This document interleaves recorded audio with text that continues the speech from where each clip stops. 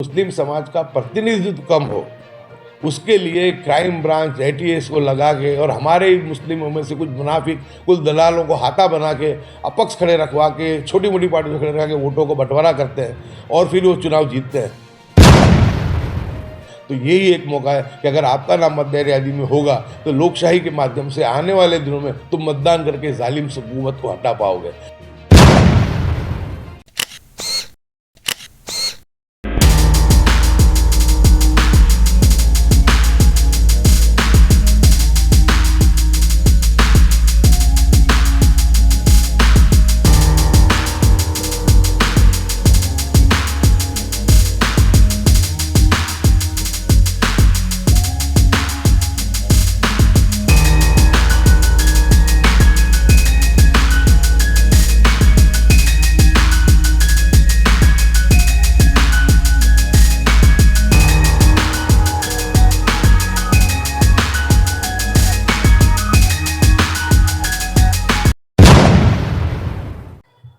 आप सभी अच्छी तरीके से जानते हैं कि जो एसआईआर की प्रक्रिया 15 जनवरी तक चली वो बहुत ही निष्पक्ष और बहुत अच्छे तरीके से चली।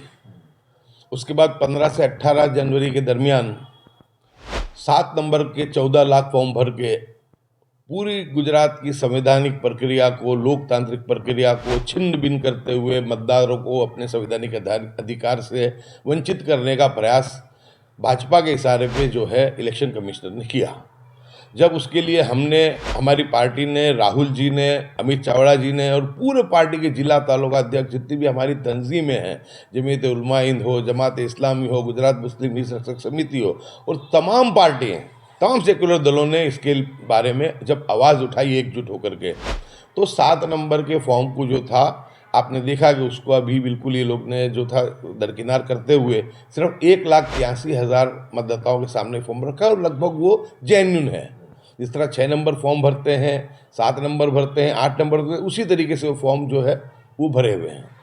इसलिए जो है उसमें तो हमारे जो प्रश्न का जो समाधान था कि 14 लाख लोग और विशेषकर मुस्लिम समाज के लोगों को वंचित ना रह जाएं, उसके लिए हमने प्रयास किया, कांग्रेस ने प्रयास किया, उसका परिणाम मिला।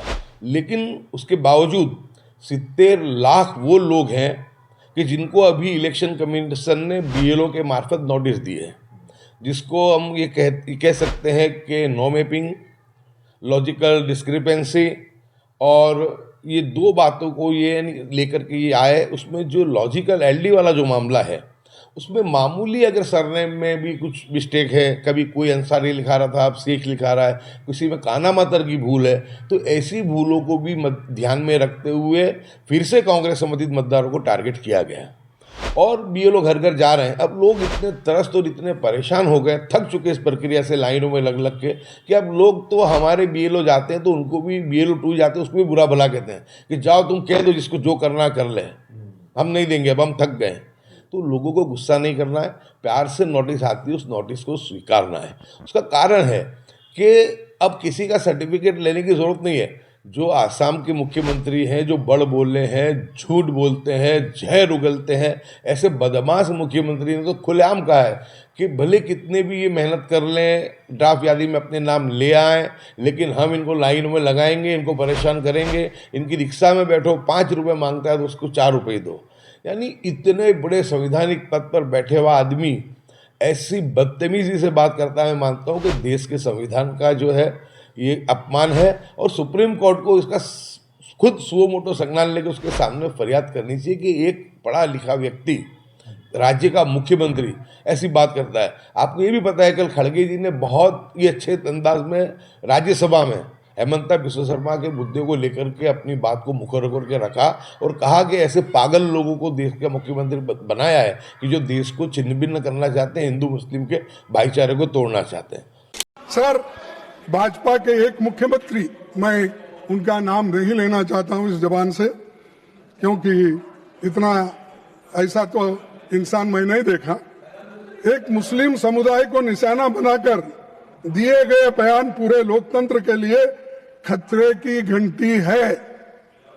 और ये मुख्यमंत्री हमेशा पोलराइजेशन की बात करता है, हर एक को झगड़ा लगाता है, हर एक जगह मुसलमानों के खिलाफ बात करता है। तो यानी कहने का मतलब ये है कि धीमे धीमे ये एनआरसी की तरफ इस मामले को लेकर के जा रहे हैं।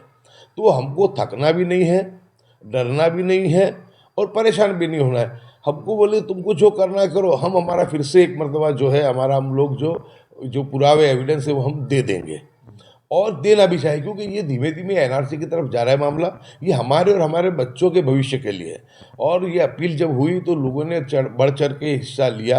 आपके लेटेस्ट आपको रिपोर्ट दूँ कि मेरे यहाँ पे ही सिर्फ 40,000 लोगों को ये जो एलडी की नोटिस दी हुई थी, अब उसमें से सिर्फ 12,000 ही बचे हैं।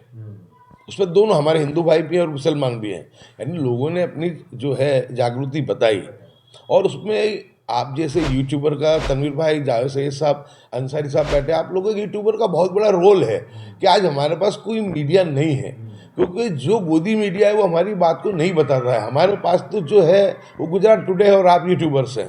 तो यानी अल्हम्दुलिल्लाह आपके लोगों से बात जाती है, हमारी बात आपके माध्यम से जाती है, आपकी बात को भी लोग सुनते हैं, हमारी बात को भी सुनते हैं और अमल भी कर रहे हैं। क्योंकि हमने देखा कि तमाम तंजीमों ने, तमाम सरकारी कर्मचारियों ने, तमाम एडवोकेट्स ने, सबने मिल करके इस मुहिम को चलाया, मस्जिदों के जुमा में बयान किया, उसका रिजल्ट भी मिला। अब जो एसआईआर की प्रक्रिया ये भाजपा लाई थी, तो उसका इनको ये था कि हम इनको जिस तरह आसाम और बंगाल में किया कि इनको इसमें करके हम लोग प्रताड़ित करेंगे और घुसपैठियों के नाम पे हमको प्रताड़ित करना चाहते थे।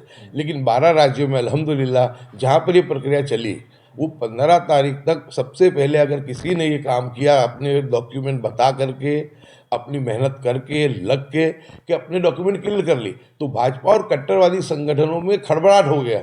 वो चौंक उठे कि जिसको प्रताड़ित करना था उन्होंने तो अपने डॉक्यूमेंट क्लियर कर ली। आने वाले दिनों में एनआरसी का रास्ता भी हमारे लिए बंद कर दिया, क्योंकि सबने अपने एविडेंस दे किया।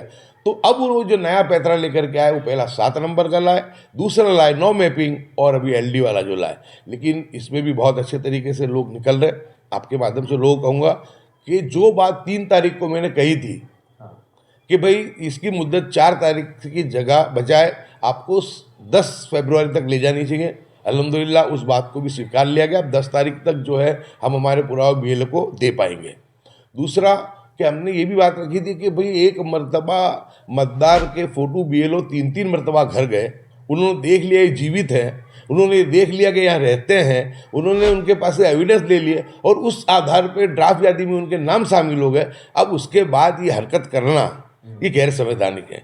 तो अब ये कहा कि जिन्होंने अपने एविडेंस दे दिए हैं तो बीएलओ जाए, और अगर उनके पास गरीब है, मध्यम वर्ग के लोग हैं, हमारे आदिवासी भाई हैं, दलित हैं, विशेषकर मुस्लिम हैं, तो वो बेचारे मजदूरी करके खाने कमाने वाले लोग हैं, तो उनको परेशान ना करो। सब कुछ तुमने उनके पास से ले लिया, छोटा मोटा एविडेंस भी कोई मिलता है तो वो लेकर के उनको फिर से कंफर्म कर दो। और जब ड्राफ्ट यादी 18 तारीख को बाहर हो तो उनका उसमें नाम होना चाहिए। किसी का भी संवैधानिक अधिकार छीनना नहीं चाहिए, लोकतांत्रिक प्रक्रिया पर डाका नहीं डालना चाहिए।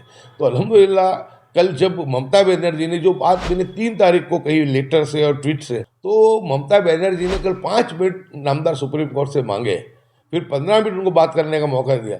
उन्होंने जो मुद्दा उठाया, उन्होंने मुद्दा नो मैपिंग और एलडी का ही मुद्दा उठाया और उन्होंने ये कहा कि मामूली स्पेलिंग में तुम इतने लोगों को तो क्यों प्रताड़ित कर रहे हो, क्यों उनको मतदान से वंचित करना चाहते हो। एसआईआर का मतलब तो ये होता है कि गलत आदमी रहे नहीं मतदार यादी में, उसका नाम निकल जाना चाहिए और सही आदमी बाहर नहीं जाना चाहिए। जब ये संवैधानिक अधिकार है तो ये बहुत बड़ी हमारी जीत हुई है कि हमारी बात को ममता बनर्जी ने भी तरजीह दी, हमारी बात को सुप्रीम कोर्ट ने भी तरजीह दी और हमारी न्यायपालिका पे हमको पूरा भरोसा है, हमारे संविधान पे भरोसा है। न्यायपालिका ने ममता बनर्जी की बात सुन करके नोटिस निकाला है इलेक्शन कमिश्नर जो सरकार की कठपुतली है ज्ञानेश कुमार, और उससे कहा है कि 9 तारीख को आपको ये एलडी के बारे में अपना जवाब फाइल करना है और लोगों को प्रताड़ित करना बंद करो। यानी ये जो हमारी मुहिम जो 3 तारीख को उठाई, वो कल सुप्रीम कोर्ट ने भी उस पर मोहर मारी और पश्चिम बंगाल की जो मुख्यमंत्री उन्होंने मोहर मारी। अब बात ये रहती है कि आपके माध्यम से हम गुजरात के सभी लोगों को फिर से अपील करते हैं कि आपने बहुत मेहनत की है, बहुत जद्दोजहद की है, बहुत काम किया है, ज़्यादातर लोगों ने अपने डॉक्यूमेंट जमा करा दिए। गुस्से नहीं होना है, बीएलओ की नोटिस मोहब्बत से प्यार से स्वीकार लो। हमारे खिलाफ षड्यंत्र करने वालों को यही एक तमाचा है कि हम हमारे डॉक्यूमेंट जमा करा के हमारा नाम कंफर्म करवा लें। मैं मानता हूँ कि मेली मुराद रखने वाले, देश के संविधान और देश की लोकशाही को ख़त्म करने के प्रयास करने वाले, जहर उगलने वाले, हमारी मस्जिदें, हमारे मज़ार को शहीद करने वाले, हमारी झुग्गी झुपड़ियों पर बुलडोज़र चलाने वाले, हमारे खिलाफ हेड पीसीस बोलने वाले, और सबसे घिनौनी गंदी नीच हरकत जो हमारे प्यारे नबी सल्लल्लाहु अलैहि वसल्लम की बार बार शान में तौहीन करने का प्रयास करने वाले लोगों का अगर तमाचा देना है आपको, तो यही एक मौका है कि अगर आपका नाम मतदार यादी में होगा तो लोकशाही के माध्यम से आने वाले दिनों में तुम मतदान करके जालिम हुकूमत को हटा पाओगे। क्योंकि इनका एक ही एजेंडा है कि हमको पहले तो हमारे मुस्लिम मतों को बांट दिया जाए, दूसरा मतदार यादी के अंदर ऐसे नामों को अस्त व्यस्त कर दिया जाए कि उनको मतदान के दिन नाम ही ना मिले, और फिर उनका ये मकसद है कि इनको हर तरीके से प्रताड़ित किया, लेकिन मुस्लिम समाज का प्रतिनिधित्व कम हो, उसके लिए क्राइम ब्रांच एटीएस को लगा के और हमारे मुस्लिमों में से कुछ मुनाफिक, कुछ दलालों को हाथा बना के, अपक्ष खड़े रखवा के, छोटी मोटी पार्टियों से खड़े रखा के वोटों को बंटवारा करते हैं और फिर वो चुनाव जीतते हैं। तो अब वक्त यह है कि जब आने वाले स्थानिक स्वराज्य की चुनाव है, अपनी मतदारी में नाम सुधार लो, जहाँ भी जाओ, जिसको भी दो, जीतने वाले उम्मीदवार को एक तरफा वोट डालो, अपने वोट को बंटने मत दो। वोट बंटने से क्या होता है वो आपने दरियापुर विधानसभा में देखा है, गयासुद्दीन का हसर आप लोगों ने देखा है। लेकिन अल्हम्दुलिल्लाह ना हम डगे हैं, ना डरे हैं, ना हमारा हौसला टूटा है। जब विधायक थे जब भी बात करते थे, और अब विधायक नहीं है तो और मुखर होकर मजबूती के साथ बात करते हैं, क्योंकि हमारा कमिटमेंट जो है वो लोकशाही के साथ है, देश के साथ है, समाज के साथ है और लोगों को इंसाफ दिलाने के साथ है। सर, जिस तरह से एसआईआर में लोगों को जानकारी आप लोगों ने दी, अब जो फॉर्म अगर नोटिस आती है तो उसके लिए लोगों की मदद कैसे की जाएगी? नोटिस आई किसी को बताना? नोटिस के लिए BLO 2 भी है। दूसरा कि जो जितने भी हमारे दीगर लोग हैं जिला तालुका में, कांग्रेस पक्ष के आगेवान कार्यकर्ता, तो ये पहला मामला ऐसा मैंने देखा कि हर जगह पे धर्म जाति को भूल के लोग बाहर आए। इनको ये था कि अगर मुस्लिम समाज के बारे में वोट नाम काटे जाएंगे तो यूट्यूबर्स भी मदद नहीं करने वाले हैं और जो मेन स्ट्रीम मीडिया भी मदद करने वाला नहीं है। लेकिन मैं बहुत शुक्रगुजार हूँ कि मेन स्ट्रीम मीडिया जो है उसने भी साथ दिया, उसने भी, क्योंकि हम कांग्रेस के लोग जो हैं, हम 5 करोड़ गुजरातियों के मतदान को बचाने की कोशिश कर रहे हैं। उनके मतदाता यादी में उनका नाम रहे, उसकी हमारी जद्दोजहद है, और हम अभी सुप्रीम कोर्ट में जाने का रास्ता भी हमारा भी खुला हुआ है।